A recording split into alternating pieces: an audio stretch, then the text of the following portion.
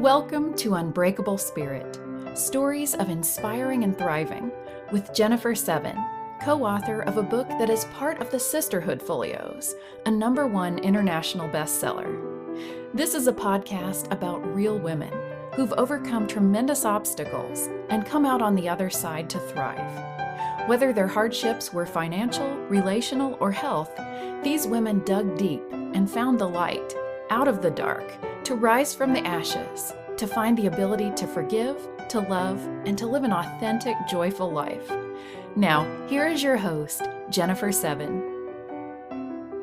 Welcome, listeners. I am excited, as always, to have another amazing, wonderful guest here today. I have Angela Wilson.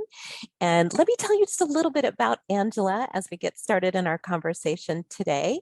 Angela actually she's living in the UK right now, but her first home country was in Romania.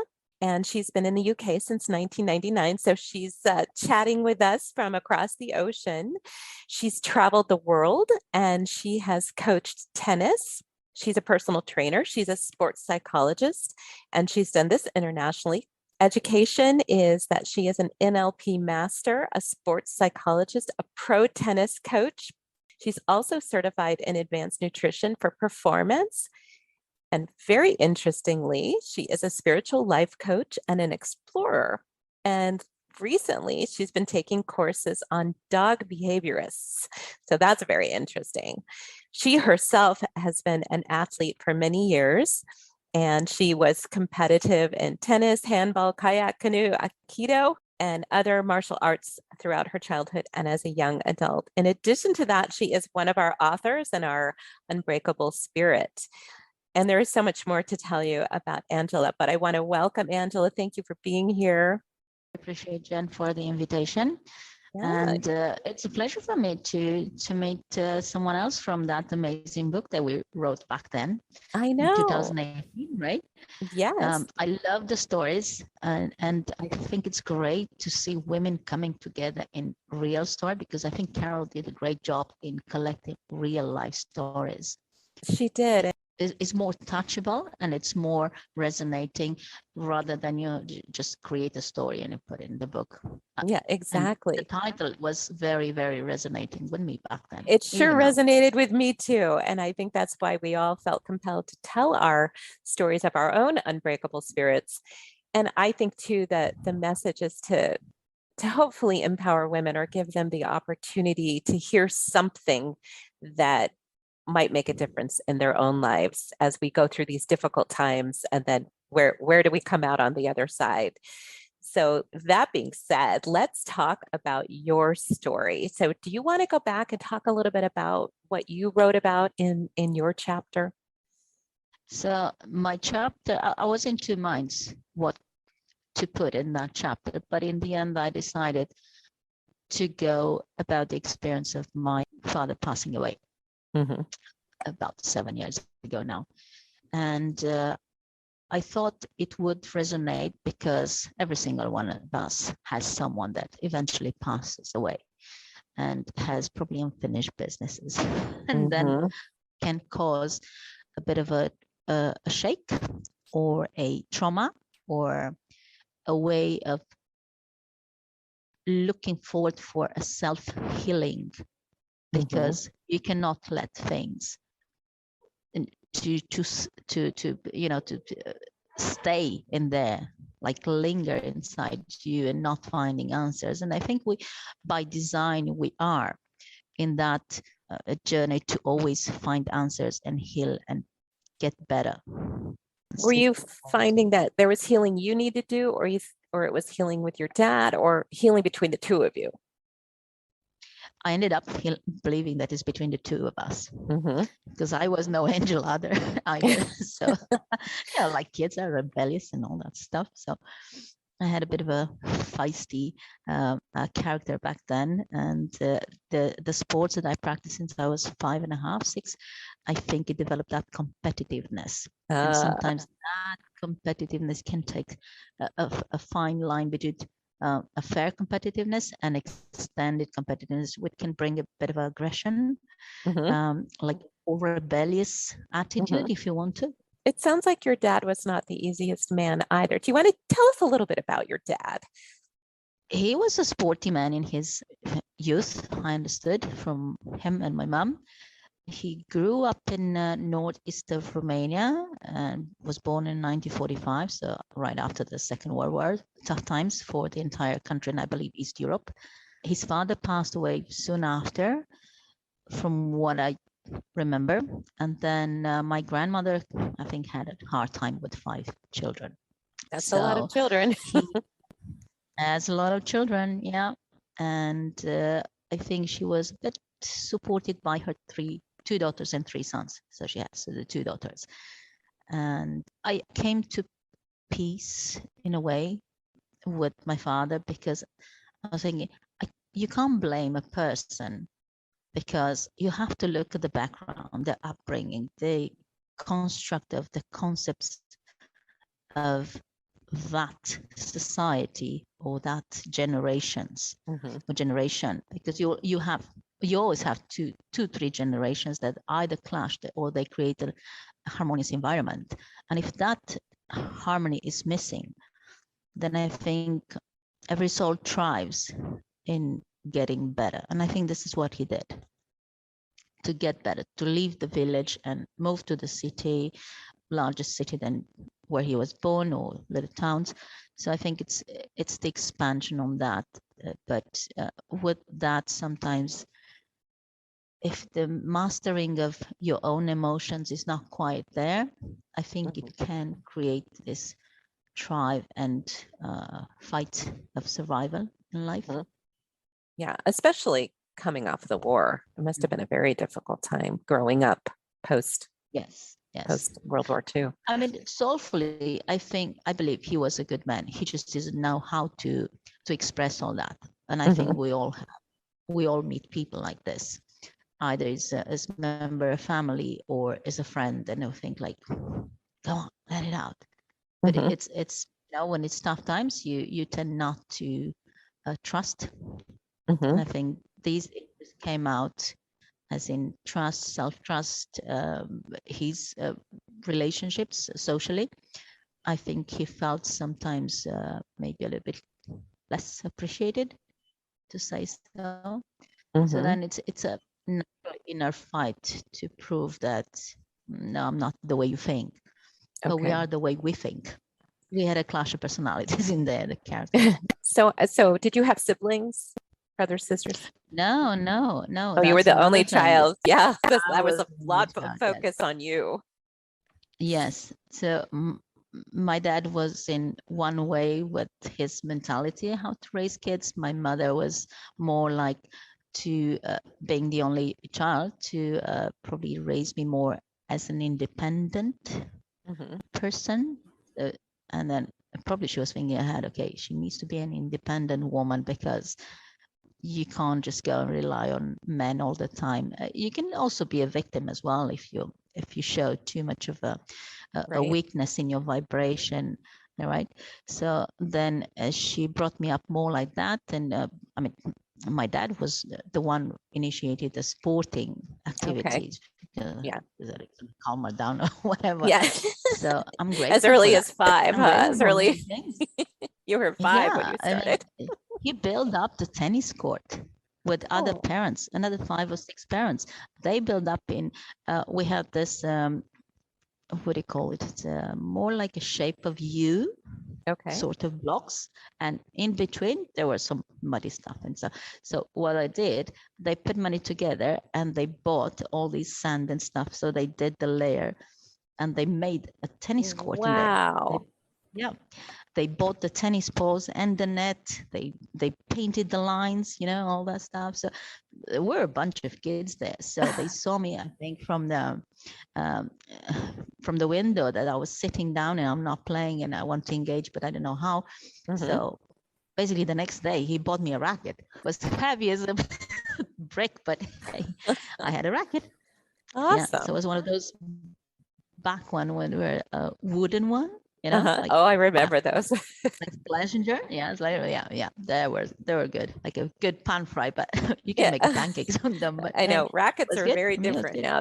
They're so lightweight Oh now. yeah, yeah, Yeah. yeah. A lot of graphite, a lot of So alloy, and so you chromium stuff. started sports at that age, but then you also had this. I want you to share a little bit about these Mhm. spiritual gifts that you had because they were coming forward as you were young as well. And I want to talk about that because that brings us, to when your dad passed and what happened then. But Mhm. let's talk about your first experience with some of your gifts. So I had these premonitions, which I couldn't make sense out of that. So I was brought up as Greek Orthodox. So there's a lot of a, tradition to go to the church and go to the service and all that stuff, right? So we did that and brought up in praying and all the rest of the sometimes dogmatic, because I believe religions do have this dogmatic tent, because are used more for let's say leading the masses into a certain way. Mm-hmm. So for me, the dogma is a limiting thing. It doesn't Mm-hmm. allow you to explore your entire spirituality as a Right. being. It's kind of It- controlling, honestly. exactly. It's a controlling tool, yes. But then I learn about it that there are three types of dreams. There's a dream that you potentially have a story because your retina register throughout the day, as in events wherever you are going. It may be a message, there may not be, maybe just a creation of the mind. Then you have the second type of dream with a message in it. So maybe only part of that dream has actually a connotation to you.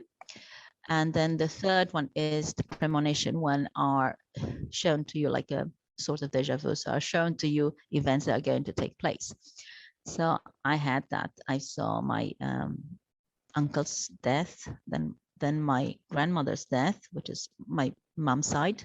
So my mother's mother and my mother's brother, one of them. And then I saw my death. And I was like, oh, okay, this Oh is a my, bit oh shocking. my, oh my goodness.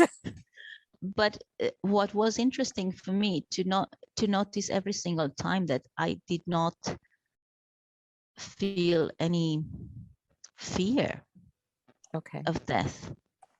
So I think I always had a strong faith inside that it's just a transition way Mm-hmm. from one form to a different form.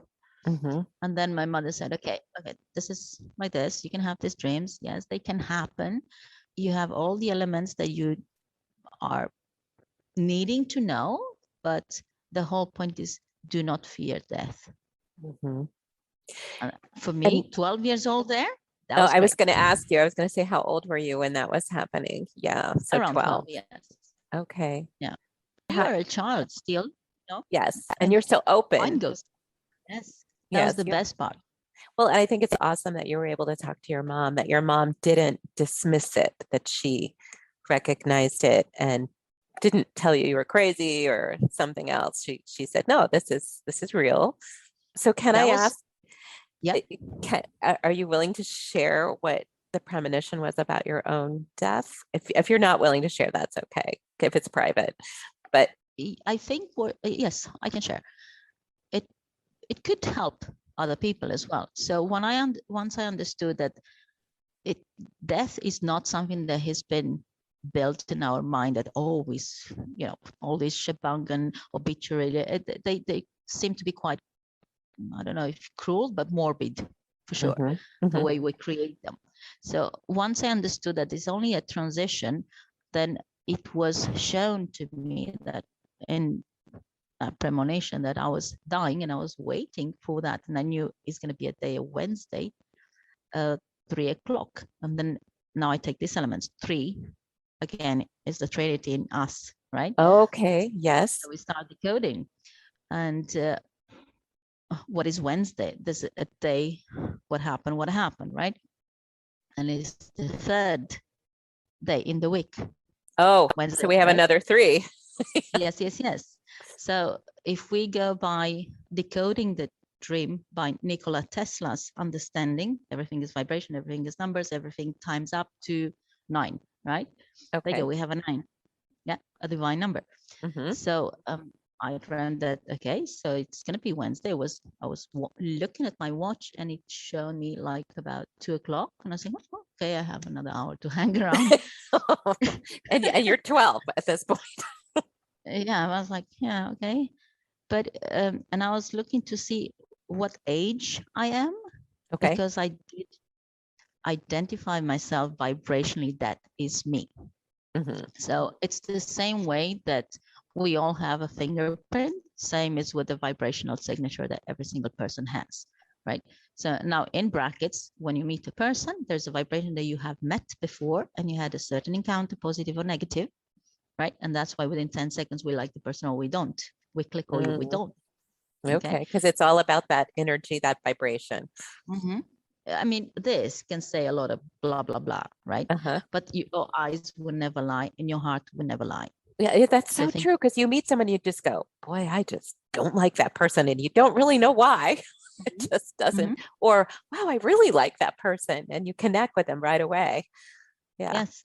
So if we could remember all this, but we will remember all this as we turn into awakening activity, if you want. Mm-hmm. So then I tried myself, okay, fine. And I go closer to 3:00. 3:00 came, nothing happened. Mm-hmm. 4:00 came, right? And I was like, okay, so this is it. It's just a transition in a different form. Just me to acknowledge that it's nothing to be scared of, because we have created this. Obituary, for me, I found them to be scary with a sort of interest behind, Mm-hmm. instead of, because we talked about the religion being one of the tools that can control masses. And I think it's not right. So I dreamt that. So, okay, nothing happens. It's just another form of leaving Okay. into a different spiritual realm. Yeah. So you didn't experience anything horrific or No. scary, No. like you said. It was just Yes. just life went on, or the moment went on. Yes. And then I started exploring more of these, and I used to pray quite a lot. I did once about 40 days black fasting, which is your fasting, like Ramadan, sort of. Yeah. Okay. You only eat in the after sunset and all that stuff. That was tough. That was tough. And then that experience actually made me understand that fasting, it's not about you don't eat or you don't drink or you don't, right? Fasting starts completely from what you're thinking. How is your judgment towards other, or isn't, or control your thoughts. That was another way when I learned that I can be on a imaginary, on a platform of passing trains, and the passing trains are my thoughts. I don't need to engage with them, because we are an antenna. We emit thoughts and we receive thoughts. And was also a time when I realized that I can acknowledge what kind of thoughts belong to me because I emitted, and what are inflicted. And we are now in they said third world war, but it's not going to be. What it is a psychological war where we have so much influences on this. Can you see it? Does it make sense what I'm saying? Yeah, elaborate on that a little bit. Yeah. Okay. So when you identify what thoughts are yours, created by you, you can start on correcting behaviors. For me, it's like this. I learn to understand which are my thoughts, what my brain emits as a thought, and what is an influence. Because the influence can be very subtle from all sorts of levels. Are you saying influence? Is that what you're saying? Yes. How you are being influenced. Okay. Or your thoughts are being influenced.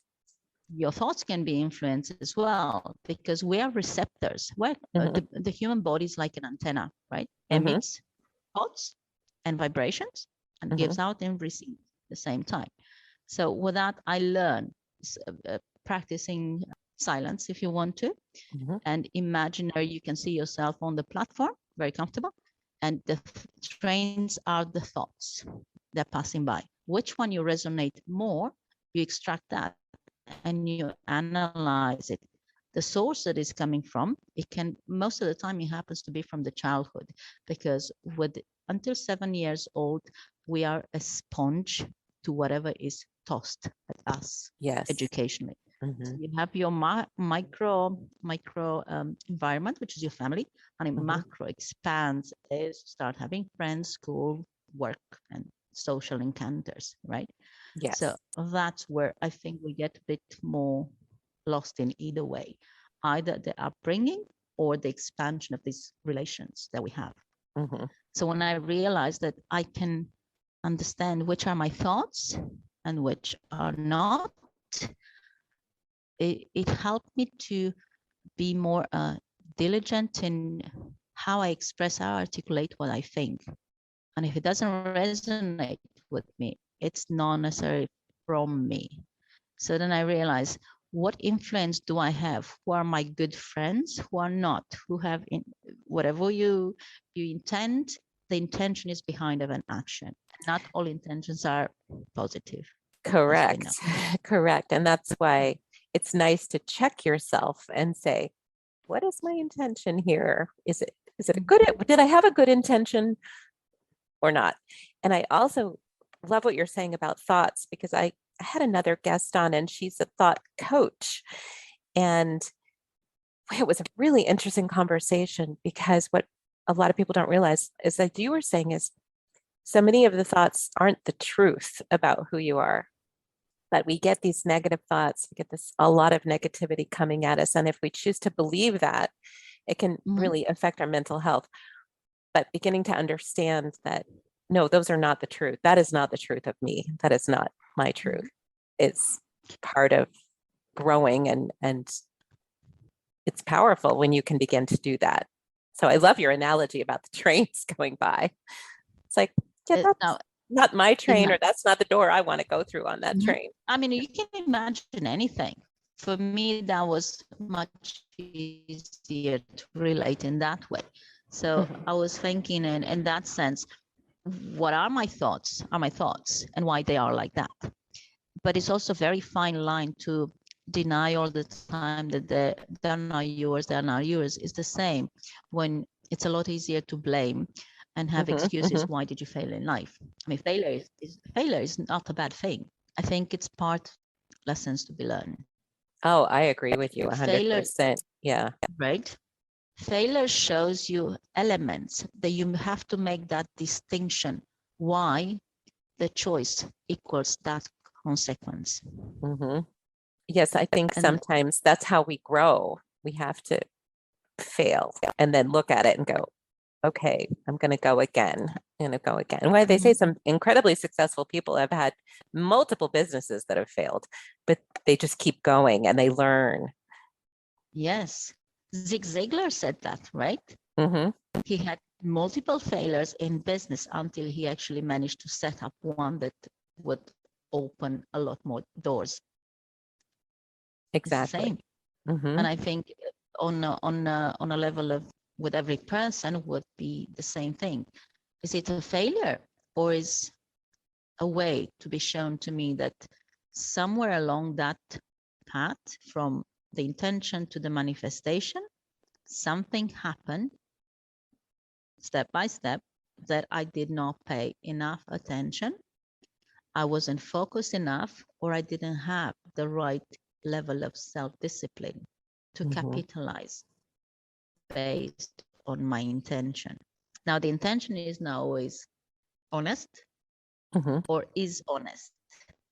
Either way, the consequences will show you, or along that will show you certain red flags if you want to, or will show you through the consequences where did you not know how to act, not react, or you did react.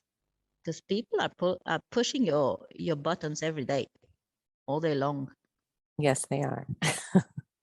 Yes, well, they are. and I love what you're talking about right now, because as we mentioned, Angela is a coach. So helping you work through these situations, I'm sure is something you do with people that work with you, right? Yes, I do. So when I step into spiritual life coaching, I would say more explorer, because I don't think we're quite a coach. A master, ascended master would be a coach for me. Okay. Okay. So I think we're all pretty much explorers with more or less knowledge, or more awakening or less awakening, in that respect. I'll give you a very simple example, which you'll see how I can extrapolate that into a different subject like sports psychology or tennis coaching. Yes. So to complement this spiritual life coaching with the techniques from NLP, neural linguistic programming, no illness happens within the body physically or in physical apparatus unless something is distorted in our spiritual understanding. So what happens, it moves down. If the beliefs and the spiritual understanding is distorted, it will come down into a negative thoughts. I call it stinking thinking. Okay. Then it will trigger emotions. Now they're already negative because the tone has been set by the thoughts. The more persistent these one are, the emotion and the thoughts, they will need to be released, because it's a vibration, it's an energy. They'll need to be released somewhere, and usually goes into the third element, which is the physicality. The body. The body, exactly. Now, if we look at the theosophic and esoteric teachings, like Walter Russell, for instance, is an amazing writer. And he was autodidact. He was a painter.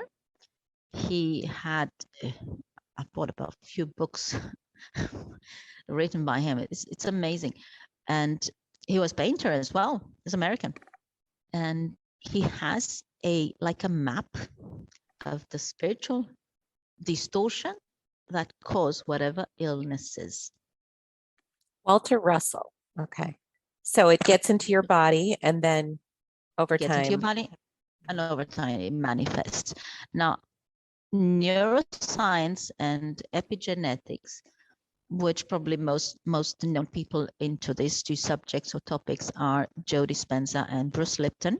They are proving us with thousands of examples of people who healed themselves from illnesses that were to the level of being terminal, like cancer, for instance.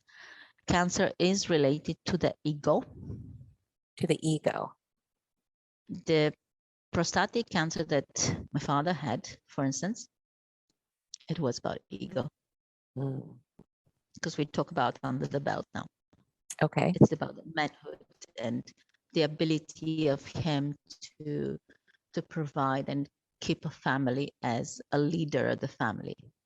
And that's, and it's nothing to blame him, because that was part of the tradition of how men were raised in East Europe. And bear in mind, we're close to the Arabic part, right? Right. That's really interesting. So to simplify all this, if I extrapolate this, how do I get myself present? Because that seems to be a huge problem for many people. And that came up every single time into my coaching sessions, whatever I did. For me, so what you're saying there is that the people are, I've found, they're either thinking about the past, worrying about the, or they're not here, they're there, or they're thinking about the future, right? Worrying about the future. Missing yes, exactly. So the being in the right now, because that's all we really have. Yes. Well, there's no past, no present. Yes. Right.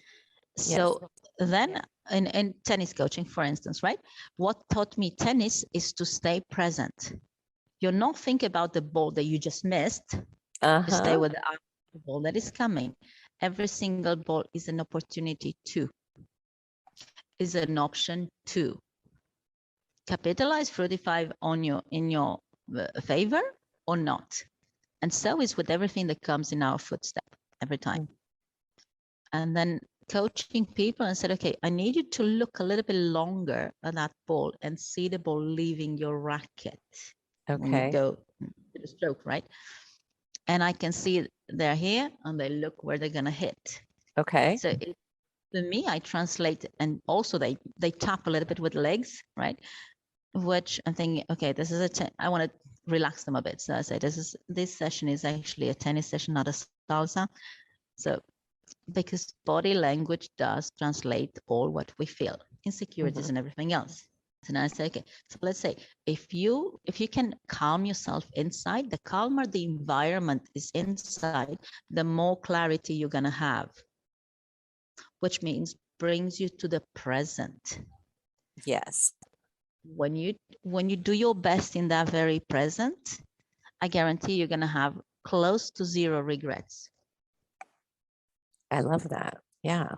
Right? Because now you are committed to yourself to give your very best of what you knew, with the best knowledge that you had in that very moment. The regrets are minimized to none because it's nothing to be blamed. Because you are fully present. The blame, yes. You also acknowledge and make the distinctions. What was that triggered me, that I acted or I reacted? And that's a huge thing. Action, reaction. So in one of my programs, I go with 5 steps. It has a length of 3 months, and we work three times a week. So one will be a prayer, which for me is a color to reconnect with the divine. And I'm not bringing any religion into it. Right. For it's just me, a bringing you together into that moment. To who you are. You are a fireball of spirituality, but something else just reshaped you into something different. Yeah. So for me, one element will be the prayer, and I'm not bringing any God or whatever. Well, and that's kind of like when you go to yoga class and everybody does an om together. It's connecting with a higher energy and kind of bringing everyone into that moment. Same kind of idea. Yeah. You reintegrate yourself in the collective energy, and we are powerful collectively. Yes. And they are examples that they've been. I think Bruce Lipton said that it was in one of the times when was a collective meditation and prayers set to be together a certain time, certain day, because the criminality somehow raised in an New area. York. Yes, I think I've read that in one of his books. Yes. And then it went down after several days of these collectiveness prayers, having a lot of compassionate intention to stop the criminality, went like, I don't know how many percentage down. But that's huge. It is huge. Yes. I'm just going to jump in for 1 second and just say everyone can make a difference if we can come together and pray for peace or pray for the environment or pray for the world. We may not think we have that power, but there is a power in that. There is a power. We've been trained to lose our power, unfortunately. And for me, all these modern slavery, you value this much, you value this much, you value 10 pounds an hour, you value 60 pounds an hour, you value sterling, okay, or $100 an hour. Yes, I think that's it's taken to a degree that teaches people they're worthless or not. Around money. Yes. Yes. Well, let's go back to I want to hear more about the 5. Okay, so we've got the first. So got the first, the prayer. Second will be the meditation. So the prayer is when you call for help, divine help, and actually connect to your higher self. Okay. So for me, Jesus was a spiritual being. He wasn't a Jew. He wasn't religious. He wasn't Orthodox. He wasn't Muslim. He wasn't any of that. I'm not disregarding any of that. But I think he was a lot bigger picture in there. And he's probably the most or the only ascended master that promotes love, unconditional love. The secret in every single person is encoded or embedded and is blueprinted in your heart. The heart is the portal that takes you to the right knowledge that you need. Through that, you can go and explore Akashic records about yourself. Now, you will bring along with that a lot of remembering of who you are as a being.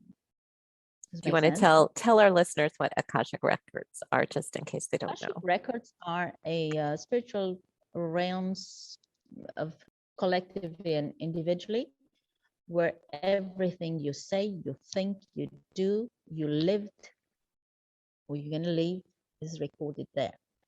Does it make sense? Mhm. It's like a spiritual record that when you pass away, you can't say, oh, I didn't say that. Oh yeah, it's there. It's in the records. Mhm. And you have an opportunity to reflect on those records after you pass away, right? Yeah. And that's why it's recorded so many times. People say that people in their very last moments, they recall their life, this sequence of life, right? Mhm. Of what they did and how they did. Okay, so we're going into the meditation, the second We are into the part. meditation. That'll be second. The third would be to learn how to manifest what you want. Oh, Because wow. Now, we all need to learn that. Mm, mm. And So the and prayer the key point there is what you want, not what you don't want, right? oh yeah, that's a big one. That's a big one.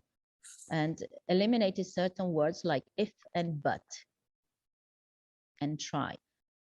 I keep saying to my clients in tennis, if Nike would say just try, they'll never be Nike. Hmm. Just do it. Just Correct? do it. Which means gets you into a certain commitment and Mhm. maybe laser focus to do what you want to do.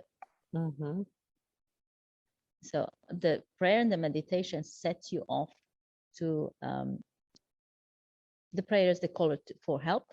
The meditation is the transporter to the real world of visions and imagination. Neville Goddard says the feeling is the secret, and it's the name of one of his books as well. Yes, it's You the got it? emotion behind it, right? Yeah. But not from outside the situation, but from inside the Inside. situation. Yes, that you really, really can feel what it's like to have what you want. Bob Proctor said that. You Yes. want whatever car, put yourself in a chair and feel that. Feel Yes. the texture, the whatever. Yeah. So to the details and own it. The problem with manifestation I've seen in a lot of people is they have the imagination, they see the object that they want, but they do not own it. And that imagination, that's a big key there. Own it. Because if I don't own it, I feel that it's a heavy work and steps to get to own it. Scrap that off. There is no hard. Own it now. Believe you shall have. You're going to believe after. Yeah, right. I have to get it, and then I'll believe that I was going to get it. Yeah. And I think so that shows little faith. Yes, faith. And then the other piece of that, and I'm sure you're going to talk about this, is that then you've got to let it go. And in the sense that you don't know how you're going to get it, and that's okay. You don't That's need to that know. faith, right? Because it's the universe will hear you, and then they're going to bring it to you. You just have to have that faith. So, yes, and the reason you have to let it go is because if you think you want that object and you see option 1, 2, 3, 4, 5, 6, 7, 10 options to get that option, that desired object, right? The universe does not see like this, periphery, sees from above. How much do you see from above? If you Everything. right? Now you will see maybe you see 300 options. So let it go without attachment and believe that you will have it. Now let the universe complot in such way and to put the puzzles that you will be pretty amazed when you see how it's coming step by step. Yes. Yeah, because that's the other piece that I've had to learn is it's not my timing. So you can't put a time on it. You have to not do that because I waited a week, it didn't happen. You never know when it's going to happen, and you have to let that go. Then you push it like Abraham Hicks says, right? You have a contradiction of vibrations. It's my timing. Why is not happening? So every time you push back with a contradiction of vibration, I thought I'm going to have it, I'm not going to have it. Mm-hmm. That's not believing you're going to have it. Mm-hmm. That's a lack of faith. Yes. Okay. Yeah. So manifesting. Are we to the fourth step yet? So we've got prayer, meditation. Was prayer is one, meditation is two, third is manifestation. Okay. Now into manifestation, in order to have a manifestation that helps you to have desired objects or situations in fairness, you have to act and correct your behavior in fairness. Yes, I've been hearing that a lot lately. It's like you can't just then do nothing, right? You do have to take action. If action is the fourth, but if you want to manifest and you want to manifest from unfair point of perspective, you will connect different sources, which can be malefic and can give you that Porsche that you want. But when you're going to see what you have to pay for that, maybe your moral will be compromised. Maybe your integrity will be compromised. We can look at the members of the governments everywhere in the world. Right. Smells of fraudulent stuff. Then the fourth will be the actions. Okay. So the actions that you take towards desire manifestation must be appropriate, must be enforced. So no contradiction of vibrations. Yes. So not having a contrast into that. And then the fifth element is the vocabulary. The words that you use. Is that what you mean? Yeah. You open the Bible. What's on the first page? The word was with God and God was the word. Watch what you're saying, because every single letter has a vibration. Every single number has a vibration. A group of letters, which composes a word, yes, has a vibration. Who's speaking? Me. If I say that, that vibrates in my every single cell of me. What is it attracting? What is emitting? And we have some stereotypes. Oh, like, you know what I mean? I mean, English people do a lot like that. You know what I mean? No, darling, just articulate simple what you want. Read your mind, you'll be surprised, and I freak you out. And then you own it if you're articulating it properly. It's You really own what, it. yes. Exactly. And with that, what else is coming? Commitment. Do I honor the divine part in me? Because that raises responsibility as well. So the vocabulary throws you in a few different other areas: responsibility, commitment, respect to self, because the less self-worth and self-respect you have, it will be in your vocabulary. I mean, subconsciously, because you have some programs running in the background there. Yes. And so when someone works with you, it's for about 3 months working through these 5 steps. Yes. Yeah. Gosh, this is so interesting.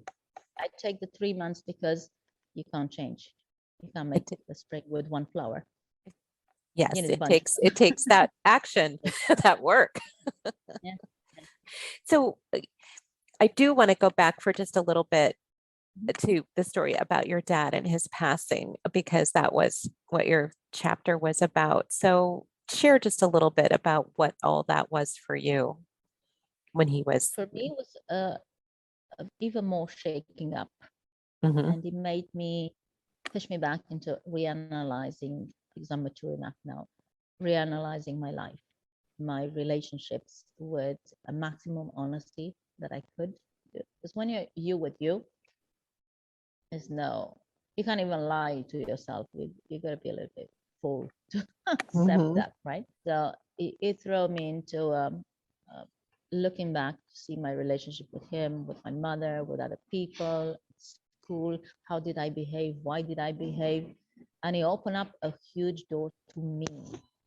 And then I went through the same steps that I'm applying in my one of the programs that I have. So you went through it for yourself. Yeah. Yes. And it gets the depths of you. Some they're not pretty, but you got to accept it, because what determined you to have certain behaviors? What didn't determine you to have? What was a behavior that became a routine? Like, say, that's me. Really? Really? Really? It's you? Yes. Which huge for me, because also he died in my hands. His head was in my hands. Literally in your hands.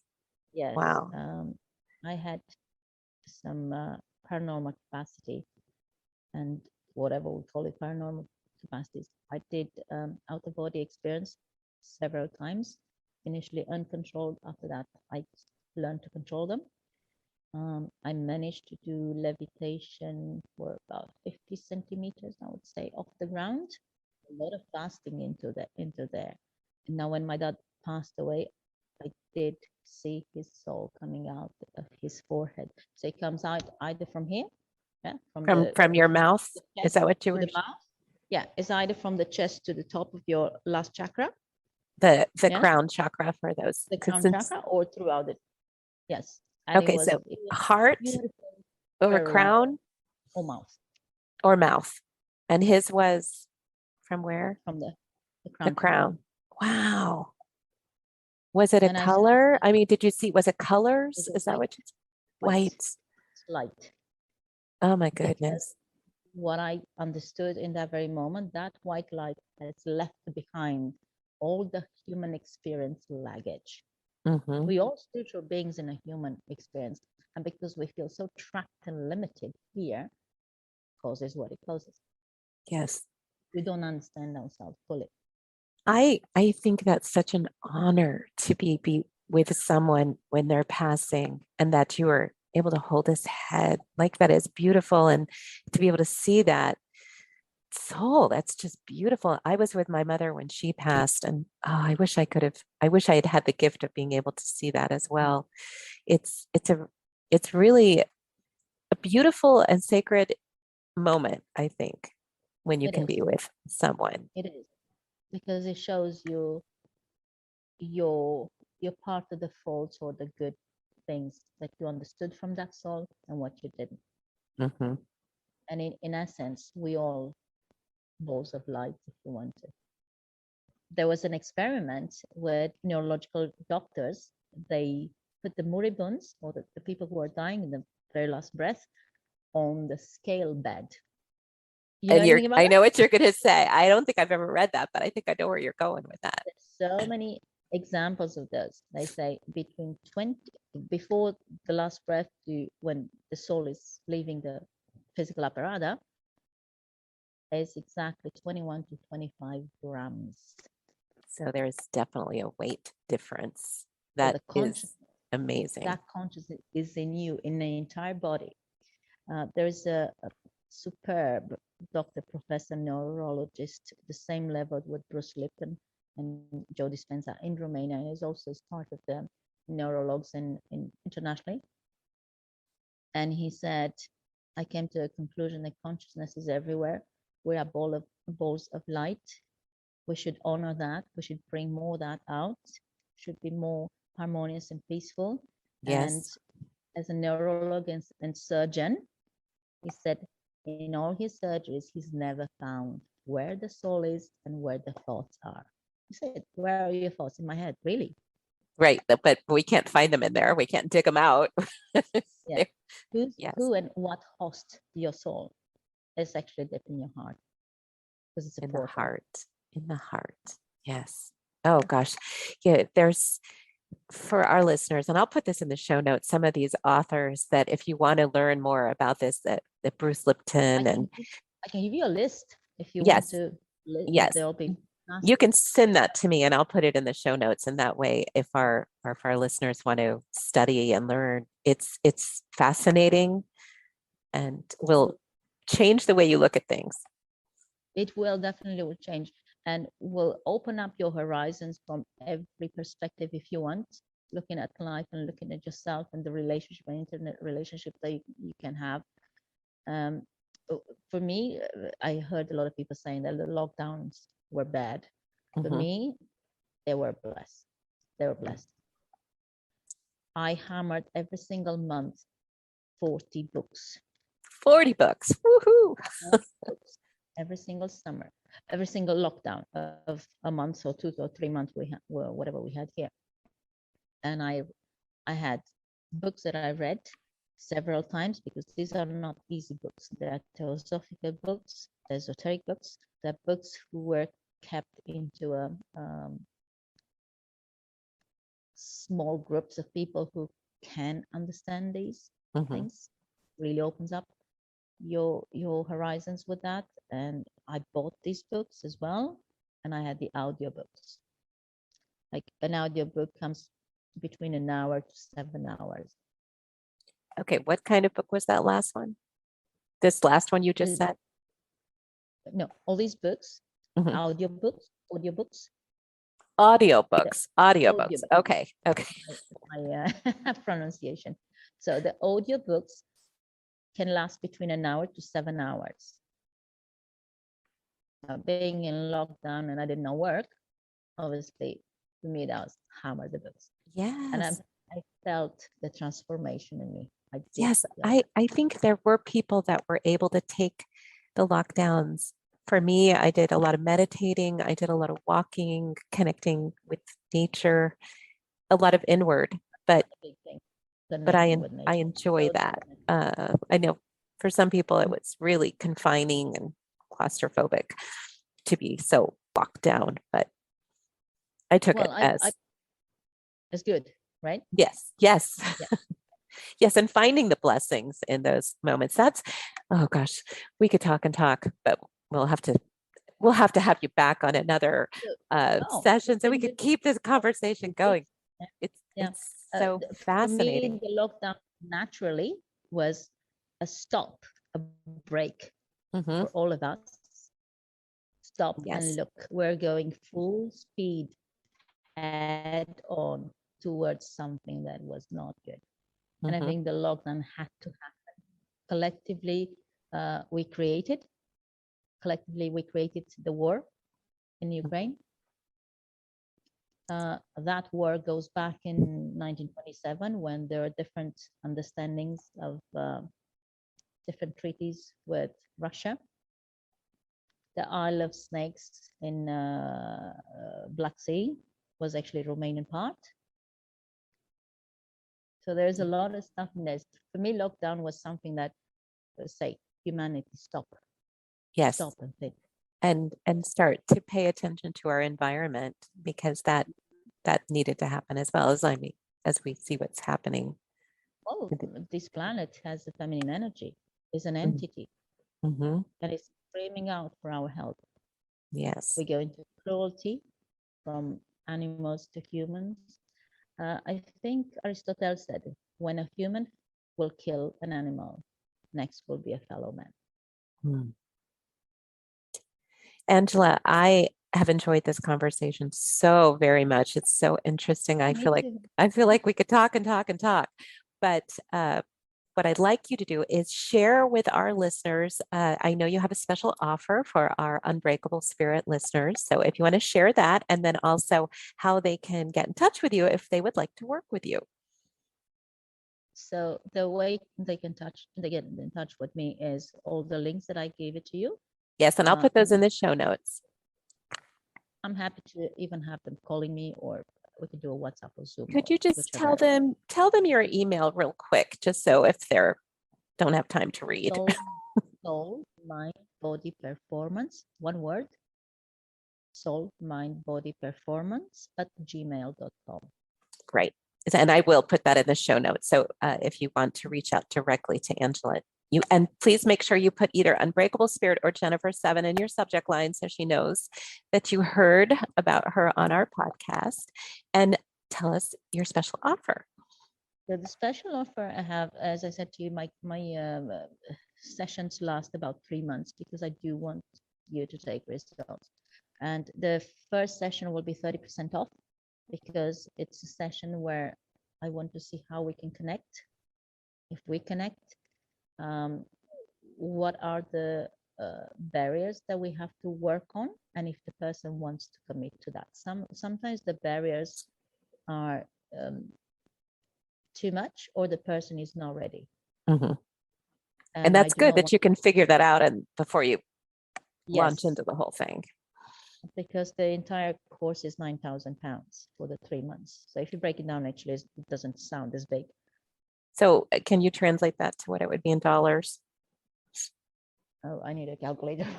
Well, you don't have to, but I was just like, I don't know how much that is. We can do the conversion. So I believe everyone can do the conversion on that. Okay. Okay, so 9,000 pounds. Yes. And the first session will be 30% off. And if that goes ahead well, I can also add the 30% on the entire course. Oh, that's wonderful. That's very, 9,000 down.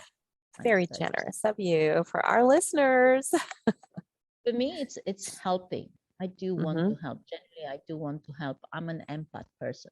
Yes. So, but I will also set up such a healthy boundaries that I do not let myself fall either. And I Mhm. think when it comes to a coaching sessions, we both learn from each other.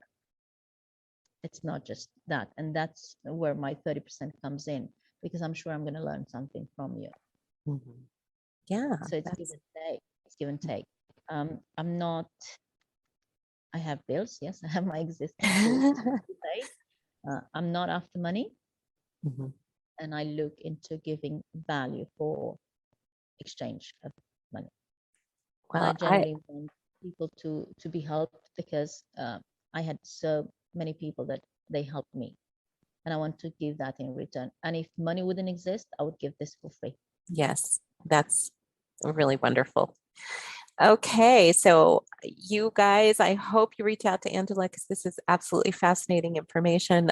Angela, I appreciate you so much and so glad you came on. And hopefully we'll get another chance to dive deeper into some more of this stuff. So thank you. Thank you so much for being with I us really today. invitation, and yes, I'm looking forward. Maybe we can develop on a certain topic, and we go Yes. even more deep. Okay. It is All right. So thank you so much. Okay. appreciated. Bye-bye. Thanks. Bye. Bye.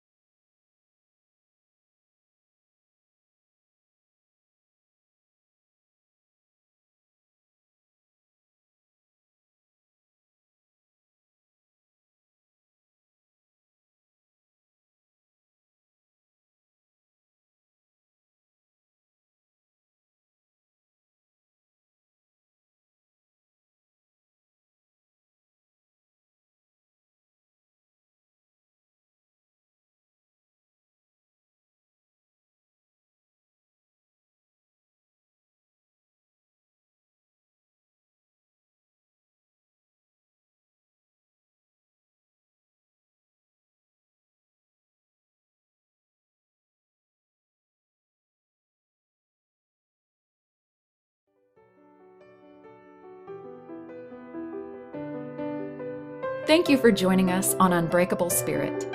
To learn more about Jennifer and her holistic weight loss approach, visit her website at 7company.com. That's the number 7company.com. And please join us for our next episode, where we'll hear from more women who overcame hardship and learned how to thrive.